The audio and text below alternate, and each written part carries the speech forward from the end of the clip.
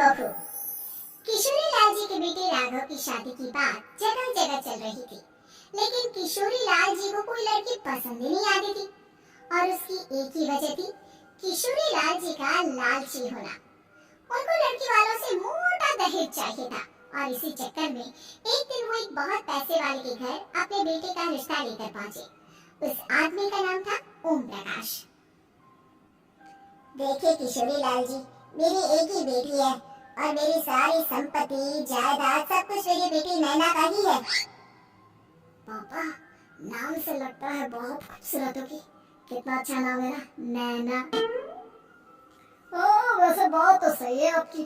अब इतना पैसा है, जमीन जायदाद है, इकलौती बेटी, आप भी क्या करेंगे? सब कुछ उसे ही देंगे ना। बिल्कुल ठीक पहचाना आपने। बस बेटी की शादी और सारी जायदाद उसके नाम। पापा, बिना देखे हाँ कर दीजिए ना, इतना अच्छा रिश्ता फिर कहाँ मिलेगा? माला माल हो जाएंगे हम। मैं अपनी बेटी को बुलाता हूँ।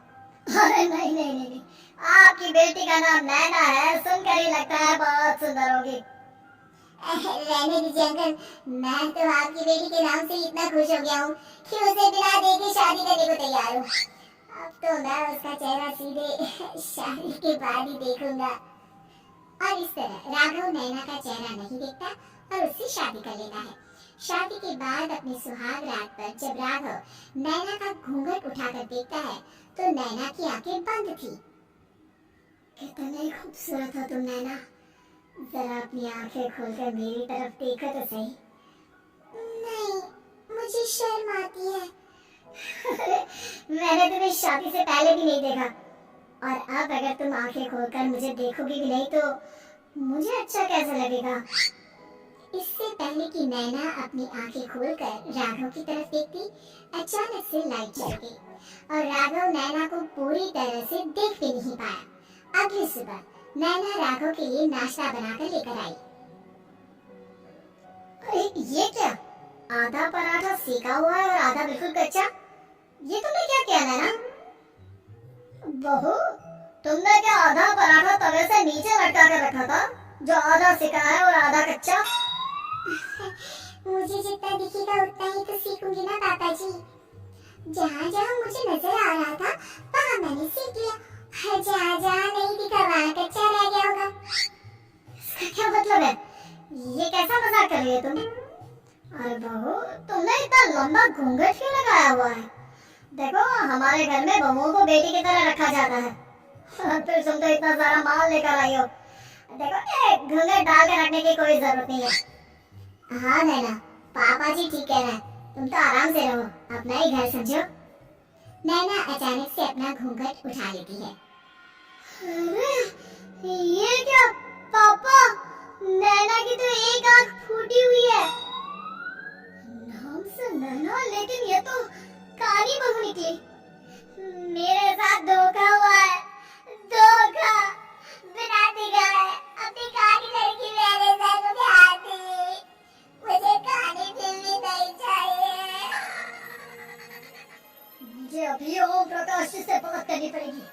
आखिर उन्होंने मेरे साथ ऐसा किया क्यों? अरे, आप लोगों ने ही तो पापा से कहा था कि आप लोग शादी से पहले मुझे देखना नहीं चाहते। अब मेरे पापा पर क्यों इल्जाम लगा रहे हैं? अरे लेकिन उन्हें बताना तो चाहिए था ना कि तुम काली हो। एक हाथ से तुम्हें दिखाई नहीं देता। किशोरी लाल और राघव नाराज होकर ओम प्रकाश को अपने घर बुलाते हैं। पापा जी, ये आपने क्या किया? शादी से पहले बताया क्यों नहीं कि नैना की आंखों में परेशानी है? अरे आप ही ने तो लड़की देखने से मना कर दिया था। अरे लेकिन आप बता तो सकते थे। आपको तो हमारी बेटी की प्रॉपर्टी चाहिए थी, वो भी पूरी की पूरी। अब क्या हुआ अगर उसे आधा दिखा देता है? प्रॉपर्टी तो आपको पूरी मिल गई ना। ये क्या बात हुई? मेरी शादी प्रॉपर्टी से नहीं, आपकी बेटी से हुई है। अब ये तो पहले सोचना चाहिए था, तब तो मेरी प्रॉपर्टी देखकर तुम्हारी जुबान लप आ रही थी। लेकिन मैं काली लड़की को अपनी बीवी बनाकर नहीं रख सकता। पापा, कुछ करिए ना। हाँ, करता हूँ। देखिए ओम प्रकाश जी, आप हमारे साथ ऐसा नहीं कर सकते। और तुम देखो, अगर तुमने मेरी बेटी से शादी तोड़ी ना, तो जो भी प्रॉपर्टी मैंने तुम्हें दी है वो तो पूरी की पूरी वापस ले लूंगा और आधी प्रॉपर्टी तुम्हारी भी लूंगा। अरे मेरी आधी प्रॉपर्टी भला क्यों लेंगे आप? इसलिए क्योंकि मेरी बेटी को आधा नजर आता है और उसकी नजर अभी तक तुम्हारी आधी जायदाद पर ही पड़ी है। अब तुम उसे घर से निकालोगे तो कुछ तो लेकर जाएगी ना। और अगर हम आपकी बेटी को अपने घर की बहू बनाकर रखे तो तो तुम्हारी पूरी प्रॉपर्टी तुम्हारी ही रहेगी और जो मैंने तुम्हें दिया है ना, उसमें से बस मैं आधा लेकर जाऊंगा। अरे लेकिन अब आप अपनी दी हुई प्रॉपर्टी में से आधी वापस क्यों लेकर जाएंगे?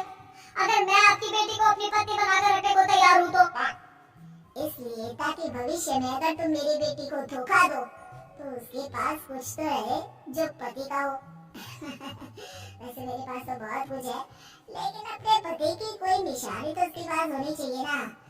अब अगर तुमने मेरी बेटी को कहानी कहा तो तुम्हें प्रॉपर्टी भी कहानी ही मिलेगी, पूरी नहीं।